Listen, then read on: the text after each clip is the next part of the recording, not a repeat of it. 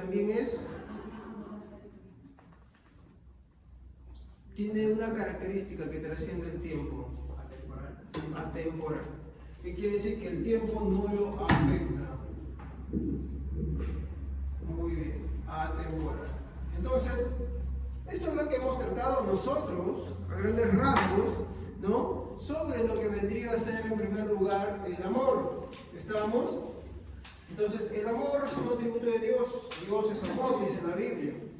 Por lo tanto, el amor del estilo divino es permanente porque no tiene un término de días, es atemporal porque el tiempo no lo afecta, no hubo un tiempo en el cual no fue. No, o como hemos tratado el día domingo, no hubo un objeto para ese amor. Dios es la causa de ese amor. Sin embargo, el ser humano define el amor a causa del objeto, ¿no? O sea, tú, por ejemplo, amas a tus hijos porque tú los has engendrado, son tuyos. Aunque tú puedes ser muy dadivoso como otros, pero no los amas igual. ¿Me equivoco? No los amas igual. Tú puedes amar a alguien que decides compartir tu vida, pero no amas de la misma manera a otras personas. Ahora, ¿estoy diciendo que nos sintamos orgullosos de eso? No, porque la Biblia, cuando habla del amor al estilo divino, nos dice que nosotros debemos imitar ese amor, el amor divino, de la misma manera como Cristo nos enseñó, como su palabra nos mostró. Por lo tanto, no podemos querernos enfrascar en el orgullo de pensar o querer decir, bueno, ese es Dios, es Jesús, quien como Él. No, Él nos manda, Él nos exhorta a tener ese tipo de amor. ¿Ok? Entonces, el amor de Dios es un atributo, es permanente, es atemporal, no es afectado por el tiempo, no tiene un término de días, no tiene un principio de días, pero en contraste, todo lo que hay en el hombre, ¿no? Tiene otra característica, ¿no? Por ejemplo, sus posesiones.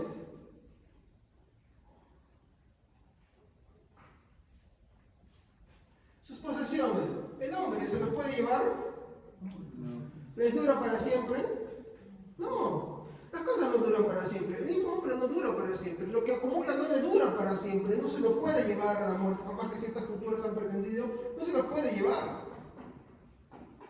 La Biblia da un pasaje muy claro en el cual dice, ¿no? Justamente un hombre que acumuló mucha fortuna y vino el Señor una noche y le dijo, ¿no? Necio, ¿para quién será todo lo que has acumulado? Hoy vienen a pedir tu alma, ¿no?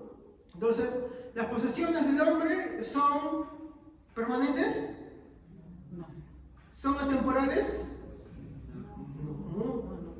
Atemporal. Temporal es que está limitado por el tiempo. Atemporal es que el tiempo no lo limita. ¿Ok? Entonces, las posesiones del hombre no son, mi hermano, permanentes. Son, mi hermano, temporales. Son pasajeras. ¿No? Sus sentimientos. ¿Los sentimientos son permanentes? No, son volubles. La persona que ya tanto quiere, mañana te puede dar cólera. Estoy diciendo que nos sintamos orgullosos por eso, no. Lo que está mostrando es la flaqueza de nosotros en nuestros sentimientos. Una nota aparte, ¿no? Los sentimientos no son la base para definir lo que la Biblia dice, hermanos queridos. No son. Es triste, pero hoy en día se ha metido una teología, mi hermano, distorsionada en la cual los sentimientos se han vuelto la base de la Biblia. Y si siento es verdadero y si no siento no es verdadero, pues la Biblia no me manda eso. No hay un pasaje, uno solo, que nos hable que los sentimientos son la base de la fe. Más bien, mi hermano, lo que la Biblia nos manda y nos exhorta constantemente, como un pasaje que ya voy a mostrar que está en 2 de Pedro, que es contundente sobre esto, nos manda a poner nuestra esperanza, nuestras aflicciones y todo eso delante de Dios y en sus escrituras. Las escrituras, mi hermano, como dice la Biblia, séquese la flor, como dice Isaías, séquese la flor, marchítese la hierba, pero la palabra del Dios vivo permanece para. Nuestros sentimientos son temporales, nuestros sentimientos no son perennes, son pasajeros. Tampoco puedo definir las promesas de la Biblia por lo que yo siento. Si hoy siento felicidad, Dios está conmigo. Si mañana no siento felicidad y me siento triste, me siento pesadumbrado, o etcétera, tantas cosas que en el corazón del hombre pueden habitar, entonces Dios no está. Entonces estaríamos hablando de un Dios que es manipulable por mis sentimientos. Y eso no es así. Estamos. Dios, ahí eso es una falta de conocimiento de lo que es la aceidad de Dios. Dios no tiene necesidad de nada, Dios no es influido por nada, Dios no es afectado por nada. Pero hoy es triste, de verdad, que eso es por falta de conocimiento de la palabra, por falta de escudriñar la palabra. Todos nuestros sentimientos lo afectan, ¿no? O incluso a veces nuestra razón o nuestra conciencia. Hay que entender algo, y esto me encantó cuando escuchaba un sermón que decía El monstruo ha traído la luz, de Charles Spurgeon, ¿no?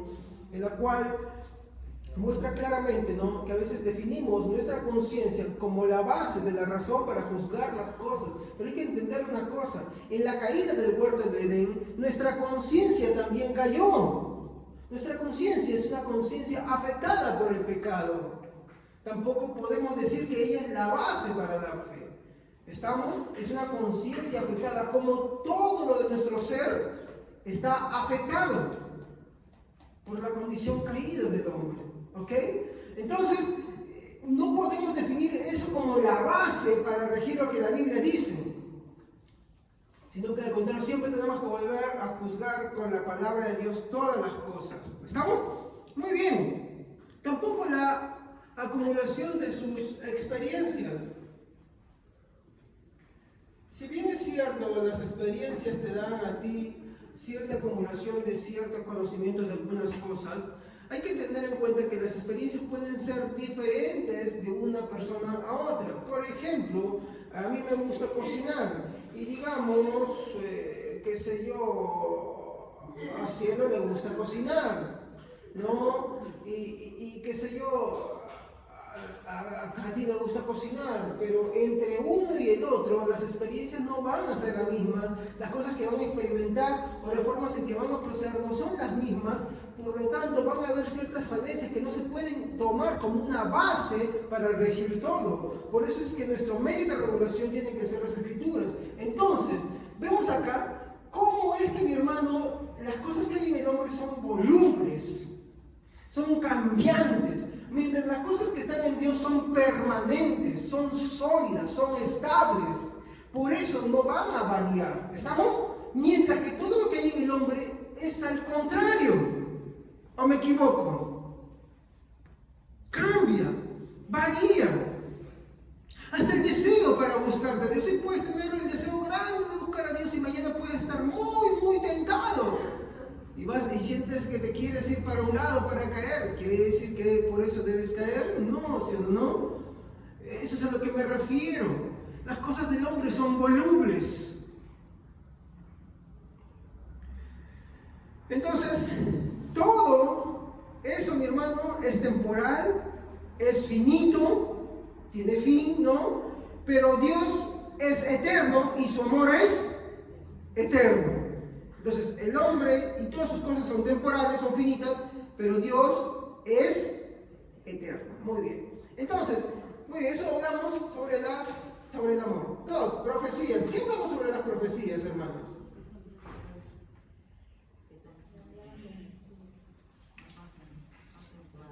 Muy bien. Y hablamos que hay 2 sentidos, ¿no?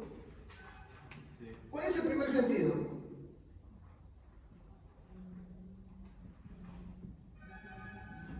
Eso ustedes lo pueden comprobar cuando ustedes agarran y un ratito empiezan a ver profecía, significado. Y van a ver ustedes 2 aplicaciones. Esto no es que me lo he inventado. Y si ustedes van al diccionario griego, con mayor razón. Si van al Strong sobre el hebreo, con mayor razón lo van a poder verificar por ustedes mismos. Tiene 2 aplicaciones.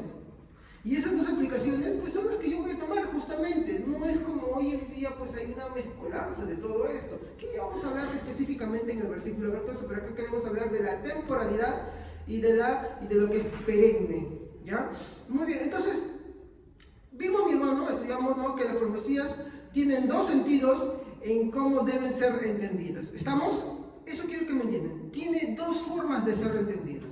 Las 2 formas tenemos que aplicarlas. La primera es las profecías en su sentido primario como una revelación. ¿Qué es una revelación? Viene una inspiración de parte de Dios y uno, mi hermano, por ejemplo, un santo hombre, un profeta o un apóstol, ¿no? Hablaba, mi hermano, Dios le daba, por ejemplo, Juan el Apocalipsis, cosas que iban a suceder, que apuntaban a Cristo desde el Antiguo hasta el Nuevo Testamento, como el pasaje que usamos de Efesios 2:20, ¿no? Que dice la iglesia está fundada sobre, ¿no? ¿Qué cosa?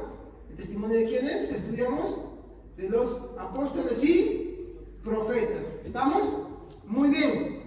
Entonces, la profecía como revelación, en su sentido primario, ¿no? Nos habla de que los apóstoles y profetas hablaron, ¿no? Esa revelación, y esa revelación, mi hermano, quedó plasmada en las Santas Escrituras. ¿Ok?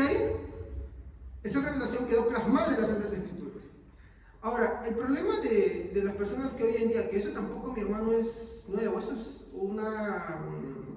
viene más o menos de la tercera o segunda ola, si no mal equivoco, del pentecostalismo, o sea, más o menos por los años 60, 80, discúlpeme si me estoy equivocando de años, pero está en ese rango, 60, 80, aparece lo que se llama el famoso ministerio quíntuple, que al final ni siquiera es quíntuple, cuártuple, ¿ya? Pero ese es otro tema. En la cual dicen que hoy hay una renovación apostólica profética. ¿Qué quiere decir? Que hay profetas en el sentido del Antiguo Testamento, ¿ya? Y hay apóstoles, como los apóstoles, que fueron Juan, Pablo, Mateo, Pedro, ellos, ¿ya? Pero, ¿cuál es el punto? Bueno, el punto principal es para decir que ellos también tienen revelaciones. El problema es que si ellos tienen revelaciones y están en el grado de un apóstol y un profeta, entonces todo lo que hablen es palabra de Dios también. ¿Me comprenden? Y ese es el problema. Si damos por entendido que ellos tienen mi hermano, ellos pueden decir cualquier cosa, y es por eso que, mira, la regla bien simple. Todo aquel que empieza eso, no necesariamente, pero la mayoría apunta algo, que todo lo que hablan empieza a tomar, y usted vaya a ver a tele, ¿no? Que el Señor me ha revelado, y tantos servicios, uno se puede escuchar sermones que hablan de que el Señor me mostró un sueño, de que tal persona me profetizó, y todos sus mensajes así, y encuentran testimonios, experiencias. Mire, escuchaba el testimonio, por curiosidad escuchaba algunas predicas de un tal Eugenio, ya de una iglesia, y él, bueno, a partir de que se apartó de su iglesia, y yo no quiero entrar más allá, sino que el punto que quiero centrar es que él se va a hacer una profecía.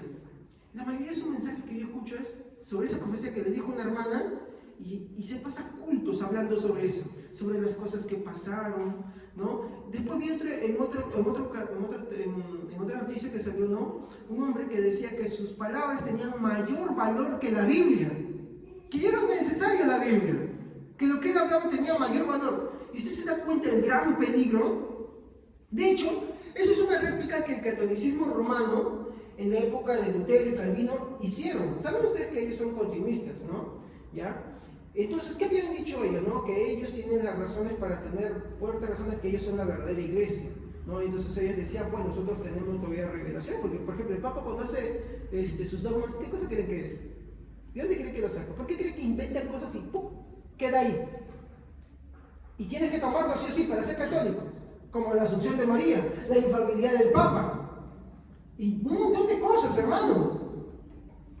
Por ejemplo, hablaba con un hombre en estos días que me decía, la herejía de la salvación solo por Cristo. Hacía la herejía de la salvación solo por Cristo. Y le presenté un texto, en el cual decía, ¿no? Que Él es la piedra desechada por los constructores, y que solamente en un hombre y en Él tenemos salvación. Y le digo, ¿qué es este texto? Me dice, ok. Entonces tienes que retractarte, eso no es una herejía. Eso es lo que la Biblia dice. Entonces, ¿qué pasa? A veces eso sucede en los sueños, en las revelaciones, esas cosas empiezan a desplazar la palabra de Dios. Y es por eso que los protestantes, por historia, ¿ya? Porque eso que dice que el secesionismo es herejía, no es herejía, hermanos. Fue la postura que los discípulos de Calvino y Lutero le dijeron a los romanistas. Dijeron, nosotros no creemos en tus falsos milagros ni tus falsos testimonios. Nosotros tenemos el testimonio de las Sagradas Escrituras. ¿Y tuvieron bases para mostrarlo? Sí, hay un texto contundente para esto que les voy a mostrar a continuación. ¿Ok? Entonces, es por eso que ellos, al ver la palabra de Dios, entendieron que había profecías en su sentido primario como una revelación. Sí. ¿Quiénes la tuvieron? Los apóstoles y los profetas. ¿Ok? ¿No? Vamos a seguir avanzando. Entonces, ellos concluyeron lo siguiente. Esto es el protestantismo, hermanos. Protestantismo. Protestantismo. Que no existen revelaciones nuevas.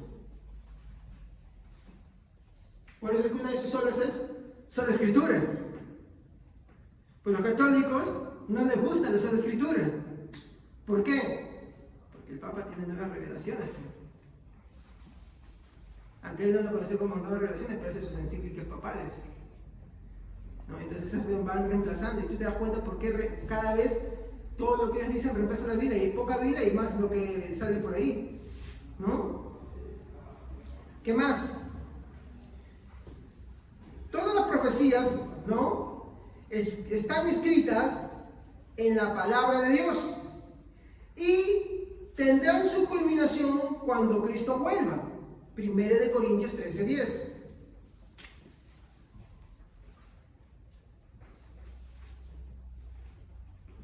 Amén. Sin embargo, cuando llegue el tiempo de la perfección, esas cosas parciales se volverán inútiles. Todos los profetas del Antiguo Testamento, ¿de quién hablaban? De Cristo, ¿sí o no? Y hablaban en parte de su venida y en parte de su juicio, ¿sí o no? Y a veces juntos, y ellos no distinguían las dos cosas, pero ellos, si venía Cristo, el Mesías, ya era el fin de todo, ¿sí o no? Como Juan, porque decían, no, tendremos que esperar a otro. Entonces, para ellos, ¿no? Sus profecías apuntaban hacia la venida de Cristo. ¿Estamos?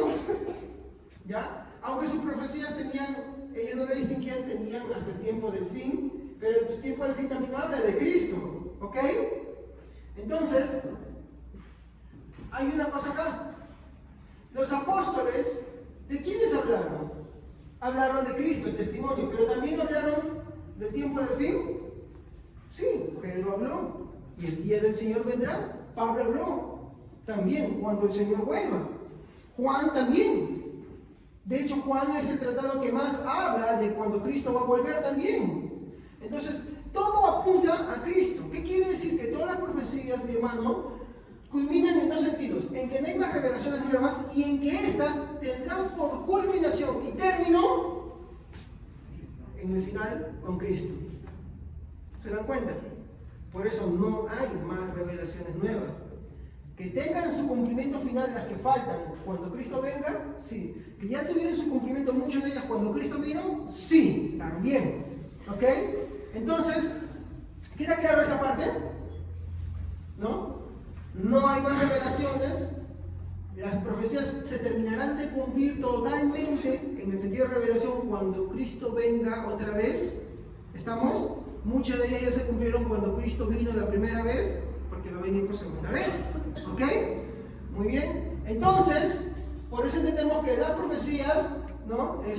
Culminarán con Cristo, porque todo apunta a Cristo.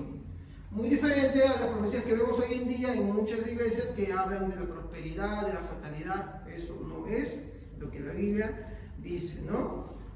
Por eso, la Biblia dice que las profecías acabarán. 1 Corintios 13:8. ¿Quién puede leerlo? Justo en la parte en la que dice eso. Amén. El amor nunca deja de ser, pero las profecías se acabarán. Muy Serán bien. las lenguas. Hasta ahí nomás. Gracias. Cuando dice terminarán, llegarán a su fin, quedarán sin efecto. ¿No? ¿Por qué? Porque las profecías, mi hermano, tienen un objetivo. Y ese objetivo es Cristo. Entonces, en ese sentido, la profecía en su sentido primario, ya entendemos, ¿hay o no hay? ¿Hay o no hay más profecías en su sentido primario, como revelación? ¿Qué dicen ustedes? ¿Hay o no hay? No hay, tienen que entender, no hay. No hay que me soñé, no hay que me reveló, no hay que el profeta me dijo, no hay eso. ¿Ok? ¿Qué es lo que sí hay? ¿No? Hay, mi hermano, profecías, ¿en qué sentido? Secundario. diccionario. Hermanos, ustedes si tienen un celular ahorita, pueden ahí poner tanto el diccionario, como también si tienen una traducción, ¿no? De Strong, y ustedes ven la palabra profecía, van a ver que va a tener dos aplicaciones. Incluso si la googlean, profecía significado, en sentido primario, por inspiración, y en sentido secundario, intermediario entre Dios y el hombre, transmisor de la palabra de Dios. ¿Se dan cuenta? Entonces tiene dos aplicaciones. Entonces, en su sentido, mi hermano, secundario, ¿qué habíamos visto? ¿No? Que este tipo de profecía, mi hermano, es entendida como la predicación de la Biblia. A ver, se lo explico de esta manera. Cuando usted agarra su Biblia, hermanos, cuando usted abre la palabra de Dios y usted la cita, y usted es serio con ella porque usted agarra y empieza de una forma, mi hermano, consensuada. Hay una frase que me dijeron, estoy seguro de todo eso, pero ¿cómo se llama eso? Hay una frase. Hoy en día, cuando uno habla de la palabra de Dios, hay un problema. Muchos hablan, pero sin tener una base, o sin saber de dónde tienen que afianzar. Por ejemplo, si yo hablo del amor, yo tengo que saber los textos donde la Biblia dice del amor, y a qué tipo de amor se refiere. Entonces tengo que tener una base en la Biblia, ¿sí o no? ¿Me equivoco o no? ¿Estamos? Pero si yo no lo sé, entonces, ¿qué certeza yo tengo de hablar lo que estoy hablando? No sé si me dejo entender. Hoy en día las discusiones se centran en mis sentimientos, mis experiencias, o el que me dijo, o el que yo escuché. Pero si no hay Biblia clara, seria, en su contexto, ¿qué es? Porque no todo el que agarra la Biblia profetiza. Profetiza, mi hermano, cuando un hermano agarra la Biblia y él la estudia y él la expone, este hermano está profetizando, porque en su sentido secundario, profetizar es hablar la palabra de Dios. Y si usted tiene un celular ahorita, lo puede comprobar. ¿Alguien quiere comprobarlo?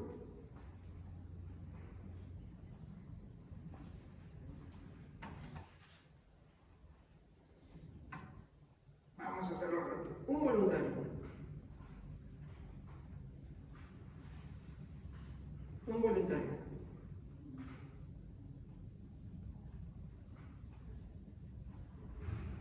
¿Quién es voluntario?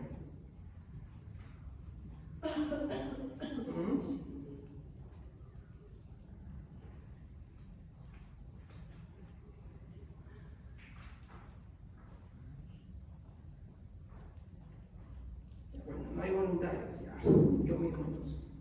Profetizar. Por inspiración, hablar. 2. Hablar de parte de Dios, intermediario entre Dios y los hombres. Esto es lo que es, hermanos, profetizar. Entonces uno, mi hermano, cuando uno abre la palabra de Dios y la expone, mi hermano, en su contexto, mi hermano, le empieza a hablar, mi hermano, uno agarra y está haciendo eso. Básicamente, está profetizando.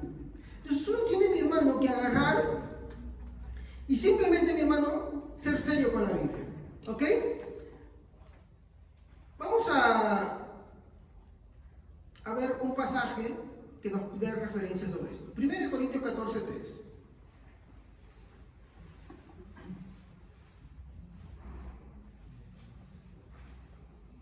Amén. Pero el que profetiza habla a los hombres para edificación, exhortación y consolación. ¿Qué vemos acá? Que en ese sentido secundario ya no es una revelación. ¿Qué cosa es ahí? Como ya hemos estudiado. A ver, hermanitos, ¿qué cosa es?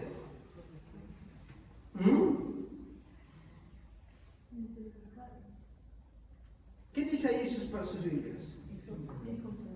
Exhortación, consolación, edificación. Ustedes ven que habla ahí, hermano, de que hay una revelación, que está prediciendo algo. No, porque es el sentido secundario ya ahí. Ya no es el sentido primario, es el secundario. Ese tipo de profetas, mi hermano, sí hay. Ese tipo de don sí hay. Estamos. Esa capacidad de ver la palabra de Dios, mi hermano, de forma desinteresada, con mucha carga, con mucho interés, sí lo hay, pero también acabará. ¿Ok? En su momento acabará cuando el Señor venga. Porque cuando el Señor venga, ¿para qué más predicadores tendremos al Señor con nosotros? ¿Ok? Muy bien. Ya, vamos ahora a ver lo que le estaba diciendo, ¿no? Recuerden, ¿no? Profetizar es hablar por inspiración divina, o sea, revelación. En su segundo significado es transmitir la palabra de Dios a los hombres, ¿no? Este último, ¿no?, sigue hasta el día en que nuestro Señor Jesucristo regrese. ¿Se han dado cuenta cuál es la diferencia entre el primero y el segundo? El primero, sus revelaciones ya están escritas, no hay más revelaciones, pero algunas faltan por cumplirse. Sí, por ejemplo, que el Señor regrese, ¿no? Y cuando Él regrese, terminará, pero ya no hay más revelaciones. Y en su segundo sentido, como la predicación de la palabra, está, pero no es revelación, claro, es la predicación. ¿Y acabará? También, cuando el Señor venga. Cuando el Señor venga. Ahora, lo que yo les estoy diciendo, hermanos, tanto el continuismo como el cesacionismo están de acuerdo ahí. Están de acuerdo ahí en esa parte, porque es lo mismo que dicen. Es lo mismo que afirman los dos. Hablo de un continuismo moderado, prudente, ¿no? No el indiscriminado que por ahí te dice que hay revelaciones, que hay apóstoles, que hay profetas y tantas cosas. Entonces ahí se cometen los excesos, los abusos. Yo no digo que no sean hermanos sinceros, pero de verdad, como la base no es la escritura, sino sus emociones, sus sentimientos, sus experiencias, cometen más errores, más desastres, más desviaciones y más cosas pueden suceder. ¿Estamos? Muy bien. Entonces, como les dije, hay que entender, ¿no? Este último es una predicación, ¿no?, sin revelación. ¿Qué es lo que hay hoy en día? Lo que hay es iluminación, una mejor comprensión de Dios, el don de profecía.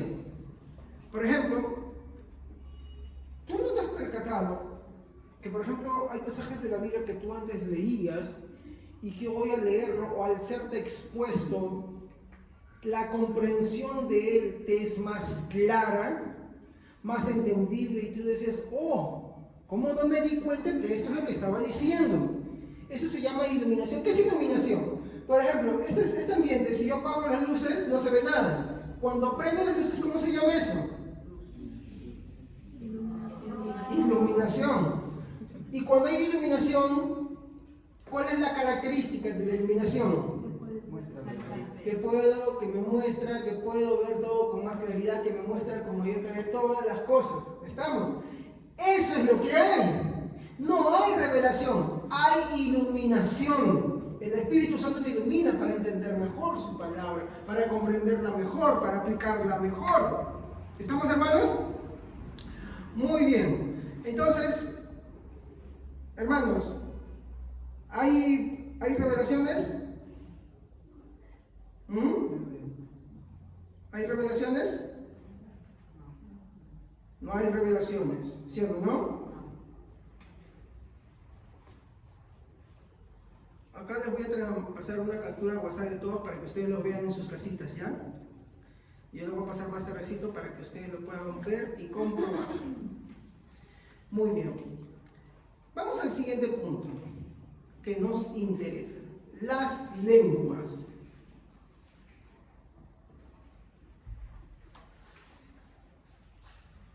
¿Qué cosa yo diría?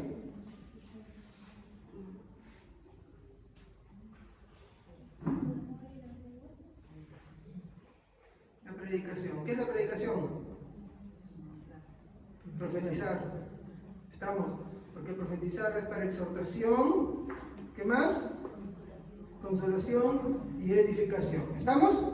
Muy bien. No es una revelación, es una...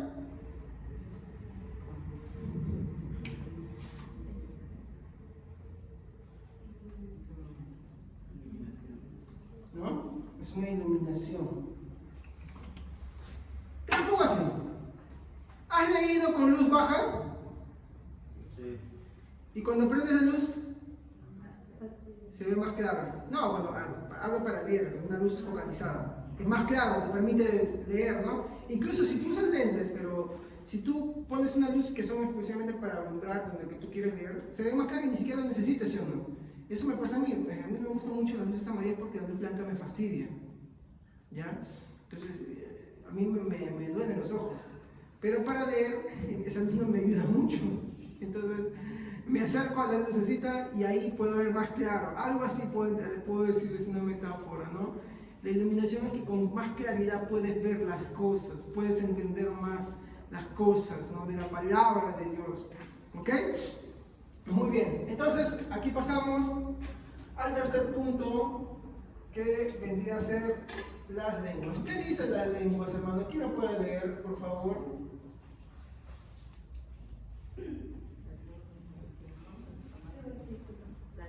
El mismo versículo que está acá, 1 Corintios 13:8. Amén. La profecía, el hablar en idiomas desconocidos y el conocimiento especial se volverán inútiles, pero el amor durará para siempre. Ahora, pueden leerlo en versión NBI o si no también. ¿Qué versión es? ¿Traducción? NTV. Muy bien. Ahora, ¿pueden leerlo en versión NBI o Reina Valera también? Las lenguas serán silenciadas y el de conocimiento desaparecerá. Miren cómo dicen ella, ¿no? En el otro dice se volverán inútiles, en el otro dice serán silenciadas. ¿Qué dice otra versión que hable diferente? El amor nunca deja de ser, pero las profecías se acabarán y cesarán, las lenguas y la ciencia acabará. Y las lenguas cesarán. Y en esta otra dice cesarán. Serán inútiles, en otras terminarán. La traducción del lenguaje actual dice: Ah, ya ven. solo el amor vive para siempre. Llegará el día en que ya nadie hable de parte de Dios, ni se hable. ¡Alto! ¡Miren ahí! ¿Se han dado cuenta? Está hablando de las profecías, ¿ah? No les estoy mintiendo, hermanos, por eso. Sigue. Llegará el día en que ya nadie hable de parte de Dios, ni se hable en idiomas más extraños, ni sea necesario conocer los planes secretos de Dios. Ahí está otra vez. Esto otra vez tira abajo el hecho de las lenguas angelicales. Estamos. Siempre que la Biblia habla de lengua, está refiriéndose a idiomas, hermanos. Por eso que muchas veces lo traducen de esa manera. Idiomas. Yo no puedo llamar idiomas a un conjunto de sílabas sin sentido, porque un idioma cumple ciertas reglas, ciertos parámetros de la lengua. Y ninguna de estas cosas que se hablan en las iglesias, que son la famosa glosolalia, ¿no? Lenguas que no se entienden, que no tienen ningún significado, mi hermano, cuando son sometidos a la prueba, puede decirse, mi hermano, que es un idioma. Ahora, yo no digo que en ese hermano o esa hermana haya sinceridad, o que esté pecando por eso, o que por eso se vaya al infierno, pero no puedo decir que es bíblico lo que está haciendo, no puedo decir que la Biblia lo aprueba, mucho menos puedo decir que porque si él se siente bien, eso sea, mi hermano, algo que la Biblia esté aprobando. Mira, hermano, yo sí sé que Dios te hace sentir cosas bonitas, pero sé que en la depravación del hombre, el hombre tergiversa las cosas, las pervierte, las trastorna. Y porque en la Biblia tú no vas a encontrar nunca que las lenguas sean lenguas ininteligibles. De hecho, cuando tú lees en el capítulo 14, dice, pero si yo ignoro el valor de las palabras, él sigue hablando de idiomas. Él no habla de palabras sin sentido. Eso vamos a enfocarnos mucho cuando hablamos del capítulo 14. El 14 ya se va de lleno a dos cosas. Ya no habla de lo más, se centra específicamente en profecía y en lengua. Profecía y lengua. Las reglas. Entonces, ¿Se acuerdan, no? Lengua, en griego, ¿qué cosa era? En idioma.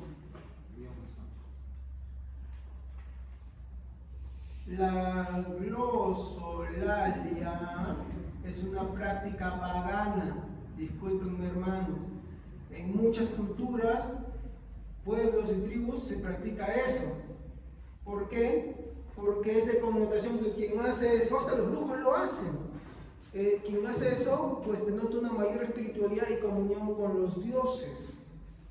Eso hay que entender. Mientras que lo que la Biblia nos habla, cuando habla de idioma, nos está hablando de la xenoglosia, que es muy diferente. Discúlpenme, pero es que esto es lo que la Biblia lo dice. ¿Qué pasa?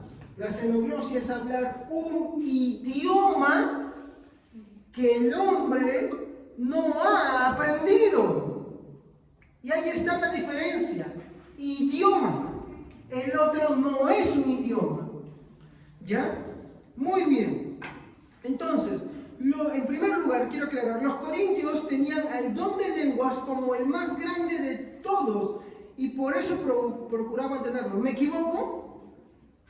Cuando tú ves el capítulo 14, ¿en qué se enfoca?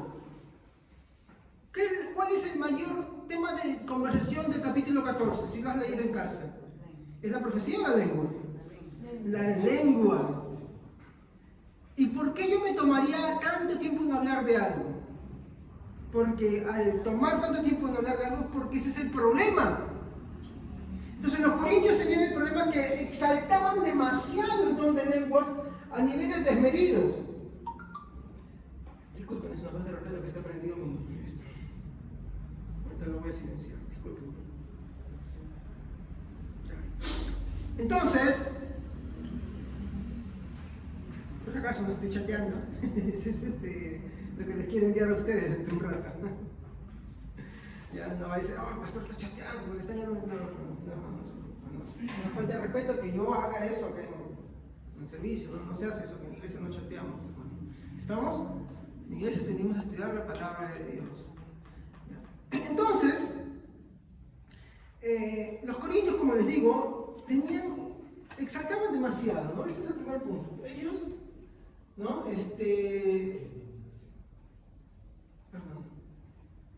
Exaltaban el don de lenguas. Al punto que Pablo tiene que decir, si todo el cuerpo fuera ojo, ¿dónde estaría el pie? ¿Dónde estaría la oreja? ¿Dónde estaría la boca? Imagínense. Él quiere mostrar lo ridículo que sería. Y hermanos, díganme, ¿esto no es muy parecido a muchas iglesias de hoy? Hablan y hablan del don de lenguas, como si ese fuera el único don que hay en la Biblia. De hecho, Pablo hace algo. En su relación, como los corintios exaltaban todos los dones, ¿en qué lugar pone el don de lenguas? En el último. En todas las listas que vamos a ver que se mencionan los dones, donde tú encuentras a las lenguas, las encuentras en donde sea que tú veas, en el último de todos los lugares. ¿Qué está diciendo? Que de todos los dones se equivocan al pensar que es el más importante. ¿Y por qué es el menos importante? No es que no sea importante, es muy diferente. Eso lo voy a decir ahorita. ¿Bien? Quiero ir a un segundo punto para empezar a hablar de esto, ¿no? Era tanto su exaltación por este don que terminaban opacando los más necesarios. ¿Me equivoco? Ellos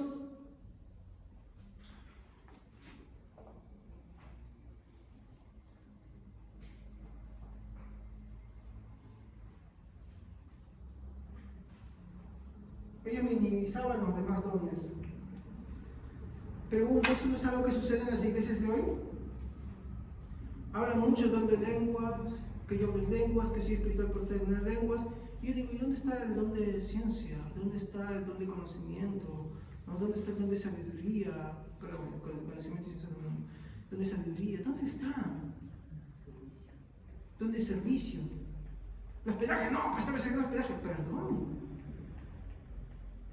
Discúlpeme, la Biblia no dice que son 9 dones. Pablo no dice que son 9 dones. Pablo no pretende hacer una lista porque si tú lees Corintios y pretendemos hacer una lista, la de Corintios 12 la vuelve a repetir más adelante. Y tú te vas a dar cuenta que ya no hay 9, ahí ya cambió el orden. Y hay unos más y hay otros menos. Porque su objetivo no es hacer una lista definida. Y porque lo que está en Efesios y lo que está en Romanos y lo que está en 1 Pedro, mi hermano, también son dones.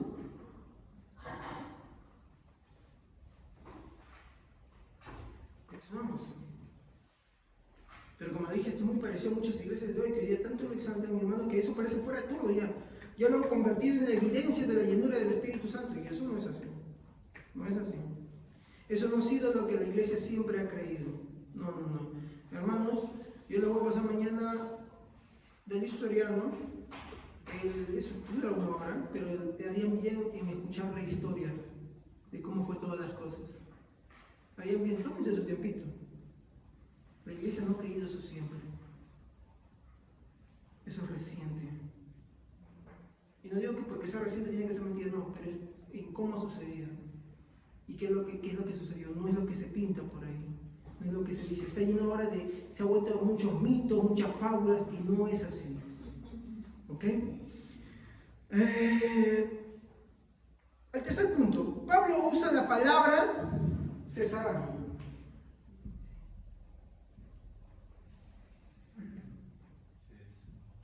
Yo quiero preguntar acá a ustedes, hermanos. Es el 1 Corintios 13:8.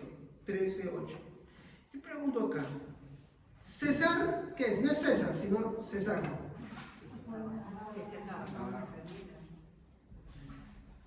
¿No? Bien fácil, ¿no?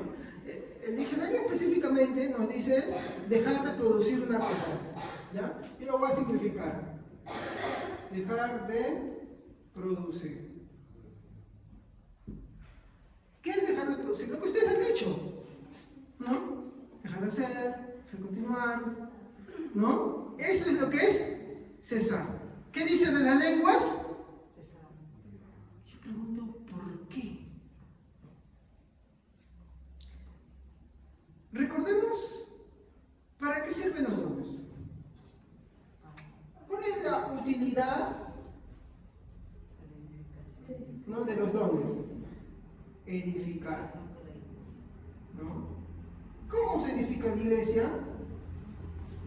Predicando, ¿sí o no? ¿Estamos? La predicación de la palabra de Dios produce santificación, produce muchas cosas en la vida del creyente. ¿Estamos o no? De hecho, también, por ejemplo, dice la fe viene por medio de la palabra de Dios, ¿sí o no? Muy bien. Entonces, los dones tienen esa utilidad. Ahora, ¿no es acaso, mi hermano, que los dones sirven para comunicar mejor el Evangelio y también para instruir a la iglesia? ¿Sí o no? Entonces los dones sirven para comunicar, bueno, edificar es lo mismo, ¿no? Instruir. Ese es el eje principal de todos los dones. No hay ningún don que no tenga ese objetivo. De hecho, hoy en día se ha hecho una desvirtuación de los dones que uno ya no sabe qué don es este, que se repite por acá, y han hecho mezcolanza porque le han dado un significado mágico, místico. Y eso no es. Discúlpeme, porque cuando tú ves esa aplicación en la práctica de la iglesia, no se ve.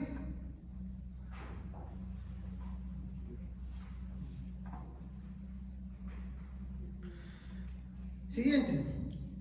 Recordemos algo. Al principio de la predicación, en Hechos, la mayoría de judíos se habían convertido al cristianismo, ¿no? O sea, los que eran cristianos eran judíos que se habían convertido al cristianismo, ¿sí o no? Judíos convertidos.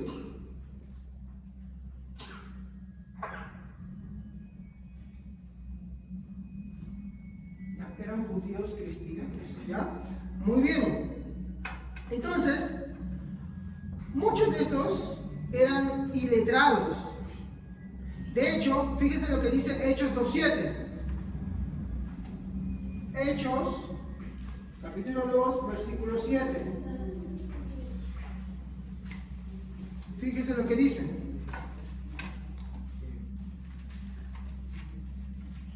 Y estaban todos maravillados, diciendo, mirad, ¿no son galileos todos los que hablan?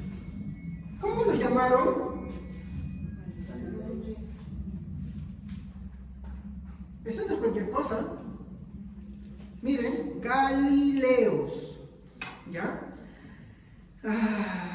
¿Saben cómo se les consideraba a los Galileos?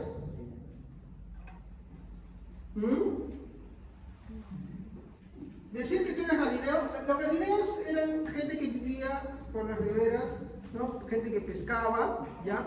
Por lo tanto se le consideraba que era gente simple. ¿Qué es una persona simple? Sin educación, ¿no? Pues ellos pensaban que eran ignorantes. De hecho, tenían un dejo. ¿Se acuerdan cuando Jesús es apresado? Una mujer le dice, ¿tú no estabas con él? No, mujer, ¿tú no eres de Galileo? No, mujer, hasta tu forma de hablar te delata. ¿Sí o no? ¿Qué forma de hablar tendrían que se notaba su simpleza, su educación? Porque vean ahí, la gente que estaba en otros sitios, obvio, era gente que tenía mayor, no sé por qué razones, pero viajaba, tenían recursos, ¿ya? ¿Y qué decían ahí? No son estos galileos, ¿por qué hablan nuestro idioma? ¿Qué estaban diciendo? ¿Cómo es posible que esta gente que es ignorante, que esta gente que es simple, puedan hablar en nuestros idiomas? Pardo, medo, fenicio, etcétera, ¿sí o no? Ustedes lo ven ahí. Se lo pongo de esa manera. ¿Cómo es que esta gente ignorante puede hablar nuestros idiomas? Si son gente ignorante, sin educación, sin cultura. ¿Se acuerdan que incluso los fariseos, cuando prenden a los apóstoles, se maravillaban de su forma de hablar porque eran gente sin educación? Ajá. Y la mayoría de hombres se los sacó Jesús. De Galilea. ¿Ya? Ahora, una persona sin educación, por ejemplo, a mí mándame a los Estados Unidos, sin celular, sin nada. ¿Cómo hablo con el estadounidense? Nada. Mándame a Alemania. Hi Hitler. Lo único que sé. No sé hablar nada. No me entenderé. Ni él me entenderé. Hermanos, los galileos no tenían educación. No tenían conocimientos. Pues se han considerado gente simple. Simple tiene varias aplicaciones. Y uno de los significados de simple, no hablamos de la simplicidad de Dios, estamos hablando de simple, corriente, ordinario. ¿No? De eso estamos hablando. Entonces, ¿no? Como dije al principio de la predicación, en Hechos, la mayoría eran judíos que se habían convertido a Cristo. Muchos eran iletrados. Hechos nos dicen que la gente decía, ¿cómo es posible que estos hablen así si eran gente simple e ignorante? Porque eran galileos. Los galileos, mi hermano, se les reconoció por su forma de hablar. Eso los identificaba. Entonces, había, mi hermano, en ese momento que tener una forma de comunicar el Evangelio. ¿Y cómo lo haría el Señor? Dándoles el don de lenguas. Y ahí lo vemos. Y empezaron a hablar en las lenguas de esas personas que vinieron. Y no hablaron cualquier cosa.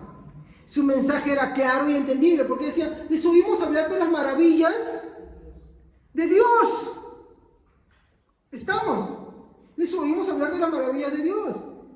Había una transculturación, o sea, había gente de diferentes culturas y ahora esta gente que no tenía cultura ni educación por obra de Dios, podían hablar a estas personas en su lenguaje natal, y ellos se preguntaban, ¿cómo pueden hablar ellos así? Y nos hablan de la maravilla de Dios. Esto tiene que ser algo que venga de Dios. Entonces, ¡pum!, se produce la evangelización y ahí se convierten como 5.000 personas en ese primer discurso de Pedro.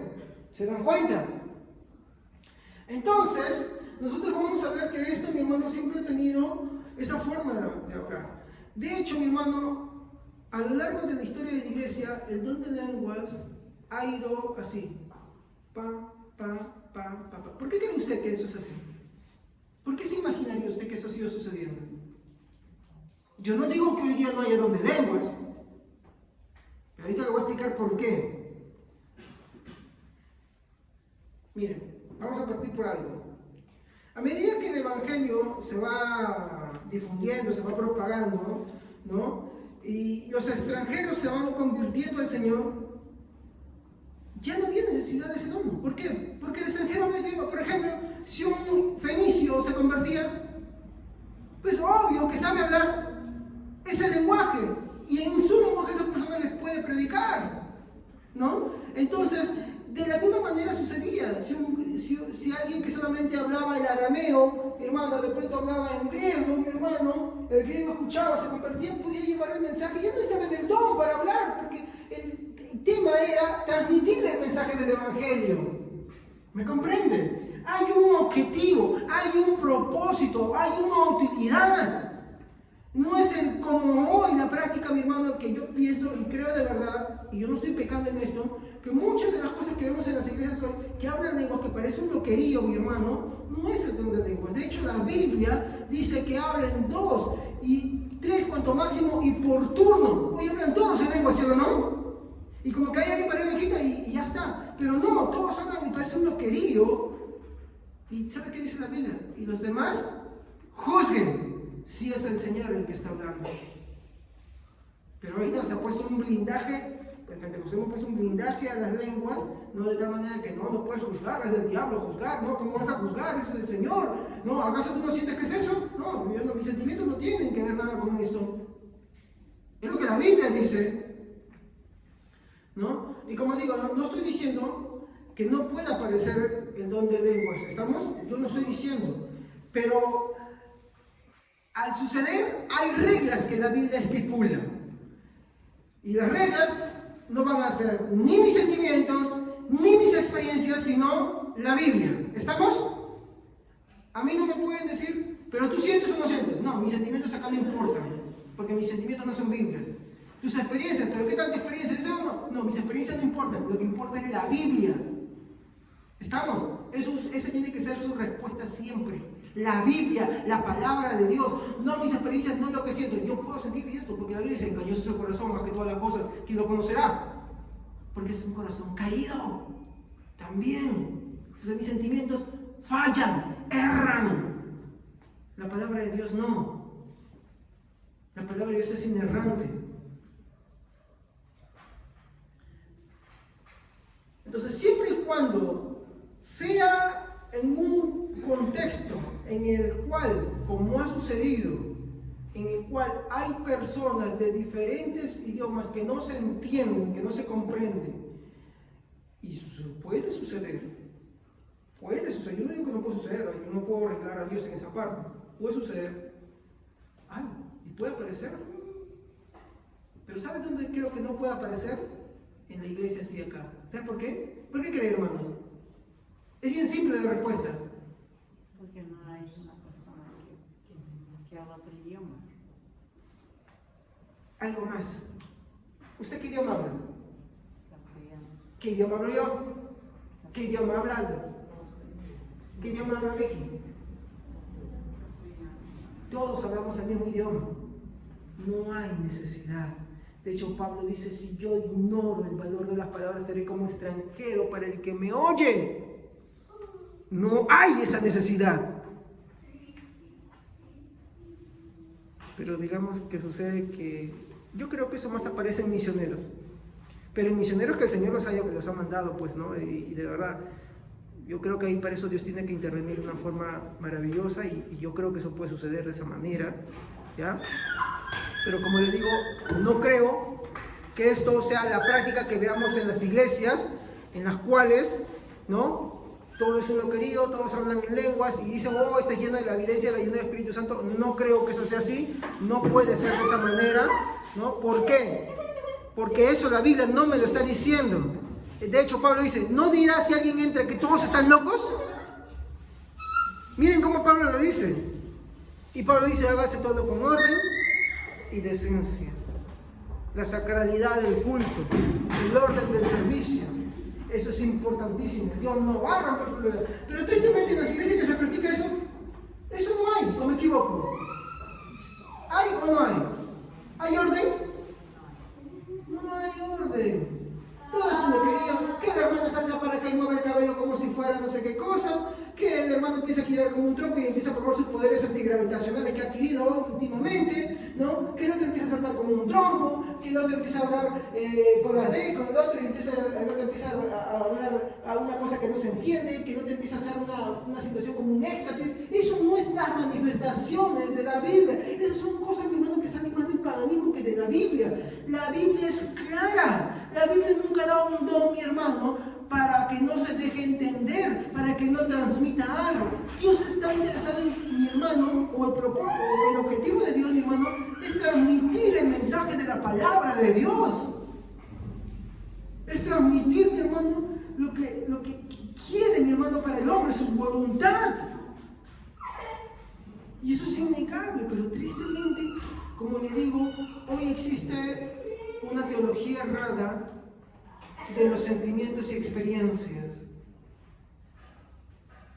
Como he conversado con muchas personas, me he tocado conversar con muchas personas, mi hermano, y no es uno, son bastantes personas, me dicen, pero hermano, ¿usted cree que lo que usted siente, acaso no cree que es Dios? Bueno, es que mis sentimientos son fallidos, hermano, le voy a decir. ¿O me equivoco? Tus sentimientos engañan muchas veces. Hoy tú sientes, mañana, hay, por ejemplo, alguien que tú quieres, así como poner en términos claros, ¿no te has bronqueado, por así decirlo? ¿No te has peleado? ¿Sí o no? Y dime tú una cosa, ¿acaso no jurabas tu amor eterno? Que te quiero, que te amo. ¿Y por qué después se te fue?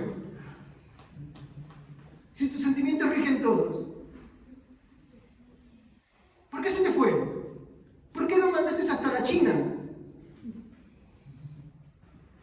¿Por qué? Porque nuestros sentimientos son volubles, bien dicho, son volubles. Entonces, debe ser la palabra de Dios. Entonces, Pablo muestra que así como las profecías, las lenguas son temporales, pero el amor permanece para siempre. Una aplicación más. Esto, póngase a ver esta metáfora. ¿Ha agarrado una vez una velita? ¿Ya? Y la ha puesto sobre un mechero, o sobre una base, o sobre o lo que sea, y cuando la velita se está acabando, ¿cómo se ve el fueguito? Se va disminuyendo, disminuyendo, disminuyendo. Así es el don de lenguas. Por eso dice cesarán, se irán acabando. Porque hoy en día, hay que ser claros, ya ni se necesitan, es bien difícil y bien raro. ¿Por qué? Porque hasta tenemos un celular, o tú conversas por las redes sociales y ahora te lo traducen todo, ¿o me equivoco? ¿Sí o no? Te lo traducen. Es más simple, es más fácil. Pero cuando aparezca el verdadero don de lenguas, yo creo que siempre va a pasar por un lugar muy recóndito, donde que verdaderamente es necesario y donde Dios ha puesto las condiciones necesarias. Pero yo creo que Dios lo puede hacer. Pero Pablo dice algo así, y aún por encima de todo eso, ¿no? Las lenguas son temporales, no son eternas, no son lo mayor. Más es el amor. Pablo muestra que las lenguas son temporales, pero el amor es para siempre. Hermanos, las lenguas han producido por el pecado del hombre peleas y conflictos. La solución que estamos viendo en Corintios es el amor. Yo no puedo odiar lo que amo. ¿Se han dado cuenta? Ese es el mensaje de Corintios. Yo no puedo odiar lo que amo. Yo no puedo despreciar lo que amo. Ese es el punto central. Por eso que dice, el amor es para siempre, lo otro es temporal, lo otro es finito. Amén, hermanos. Vamos a ponernos de pie, vamos a